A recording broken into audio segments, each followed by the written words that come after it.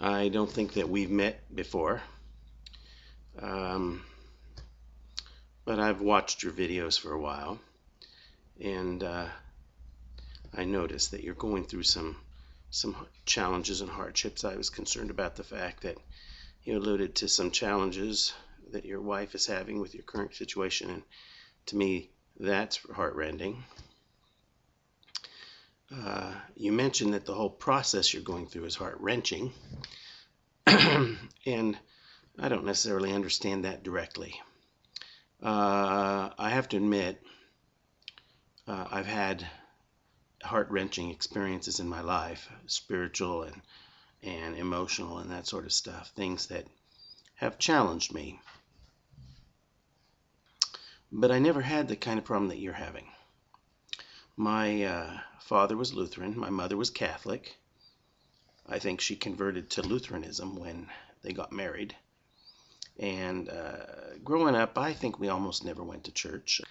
I think my parents were basically irreligious, and I think really we never really actually spoke of God or religion, except once that had a profound impact on me. First, I have to set it up. I hated lima beans. Lima beans were the bane of my existence. My mom would spoon them out on the plate and make me eat them. I hated them. They'd make me throw up. They were horrible. I still don't like them. But I can eat them now, but I don't like them. So got to put that in. This is the context. So, I'm a little kid. I don't know, maybe 4 or 5 years old, 6, in that range. And I talk to my mom. I say, "Mom, what is God?"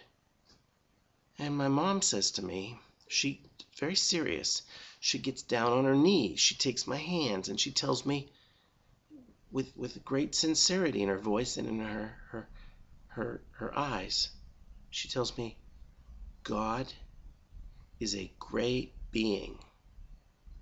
Well, of course, I heard God was a great being. And you know what I pictured? Huge lima bean in outer space. Huge lima bean. Enormous, filling up, who knows, bigger than a solar system. Just like that baby in 2001: A Space Odyssey, except that came later.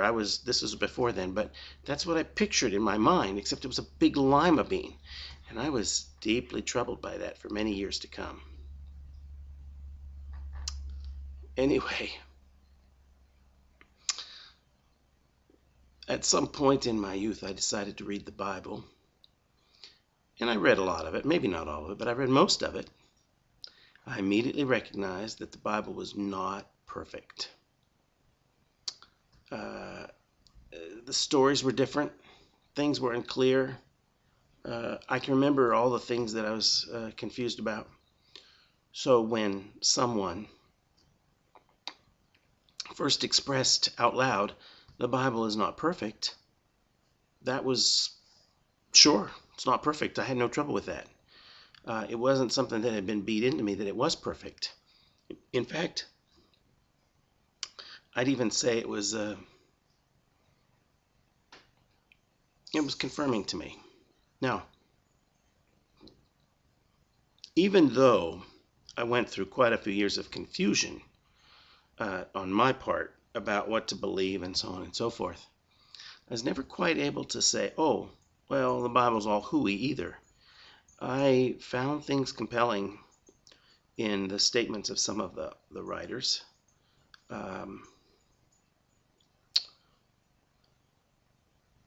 I found some of the things attributed to Christ to be very, very compelling to me. I found some of the prophets to be very interesting too, but mainly the words of Christ were interesting to me. And so I never really completely dismissed it, although I never accepted it as being completely true either. And I said, well, it's a germ of truth in there, and it's surrounded by superstition.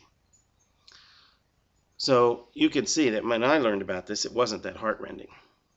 Now, I think, you're in a situation where you've discovered this. So now you have people here on YouTube. They come and they say, yeah, go, you're right, that's true. And that's very affirming. That feels good. Oh, my beliefs are confirmed, and there are people out there, and I'm not alone. I think that's valid. I think that's a good feeling. I understand that. My regret in this regard is that I'm probably not a very confirming person, even though I agree with you. There's a reason why I'm not confirming. That I'm not enthusiastically confirming, I should say. Maybe my sample is a biased sample, but I frequently run into something that troubles me. And I think it's just as bad as believing that the scriptures are absolutely perfect and that not only are they perfect, but it's the King James Version of the Bible that's the right one. There are people out there like that, and that has problems. I think it leads to deep difficulties. I think it causes troubles. But I think another problem that emerges out of the reaction to that is just as bad, and it's something like this. Since the Bible isn't perfect, since it isn't exactly God breathed every literal word of it, well, what good is it? It's worthless. Toss it out. That's an overreaction. There is very little in the world that I can point to that's absolutely perfect. And that the Bible isn't perfect doesn't trouble me. Still, there's value in it. And I frequently say, don't throw the baby out with the bathwater. So sometimes I see people who are atheists because of this. And they claim, well, I'm over the Bible. I put it behind me. But they spend a lot of time trying to refute it, trying to show how wrong it is. I would say they're a bit like the person who says, I think it was somebody I read, he said, oh, they can leave God, but they can't leave God alone. And they think about God more than religious people do. I think some people can leave the Bible behind, but they can't leave it alone. And they think about it more than religious people do. So I don't believe the Bible's inerrant, though.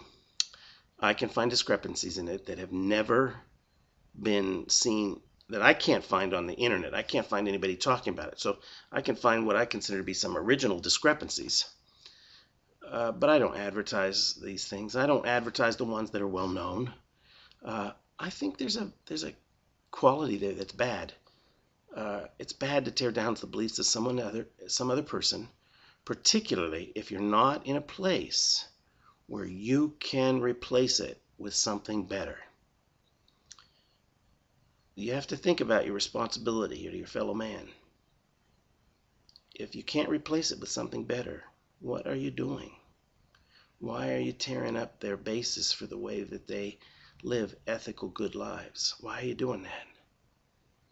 So I think it's important to not tear down, but to build up. So I guess I'd say God bless you.